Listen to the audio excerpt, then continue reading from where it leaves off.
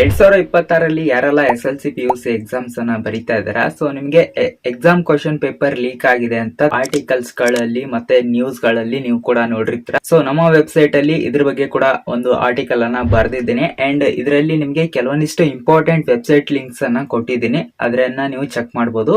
Already ನಿಮ್ಮ ಹತ್ರ ಏನಾದ್ರು ಕ್ವಶನ್ ಪೇಪರ್ ಲೀಕ್ ಆಗಿರುವಂತ ಕ್ವಶನ್ ಪೇಪರ್ ಇದ್ರೆ ಅದನ್ನ ಯಾರು ಕೂಡ ಪ್ರಾಕ್ಟೀಸ್ ಮಾಡೋದಾಗ್ಲಿ ಅದಕ್ಕೇನೆ ಪ್ರಿಪೇರ್ ಆಗೋದನ್ನ ಮಾಡೋದಕ್ಕೆ ಹೋಗ್ಬಿಡಿ. ಯಾಕಂದ್ರೆ ಆಲ್ರೆಡಿ ಏನಾದ್ರು ಲೀಕ್ ಆದ್ರೆ ಯಾವ್ದಾದ್ರು ಒಂದು ಡಿಸ್ಟ್ರಿಕ್ಟ್ ಅಥವಾ ತಾಲೂಕಲ್ಲಿ ಇಮಿಡಿಯೇಟ್ ಆಗಿ ಬೋರ್ಡ್ ಇಂದ ಮತ್ತೆ ಕ್ವಶನ್ ಪೇಪರ್ ನ ಮತ್ತೆ ಬೇರೆ ಇದನ್ನ ಸೆಟ್ ಮಾಡ್ತಾರೆ.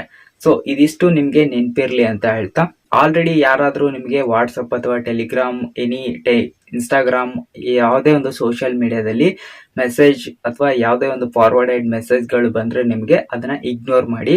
ನಿಮ್ಗೆ ಯಾವುದೇ ಅಮೌಂಟ್ ಅನ್ನ ಕೊಡೋದಕ್ಕೆ ಹೋಗ್ಬಿಡಿ. ಅಫಿಷಿಯಲ್ ವೆಬ್ಸೈಟ್ ಅಲ್ಲಿ ಏನು ಕ್ವಶನ್ ಪೇಪರ್ ಸಿಗುತ್ತೆ ಅದನ್ನ ಪ್ರಾಕ್ಟೀಸ್ ಮಾಡಿ. ನಿಮ್ಮ ಸ್ಕೂಲ್ ಕಾಲೇಜ್ಗಳಲ್ಲಿ ಏನ್ ಕೊಟ್ಟಿರ್ತಾರ ಅದ್ರ ಮೇಲೆ ನೀವು ಪ್ರಾಕ್ಟೀಸ್ ಮಾಡಿ.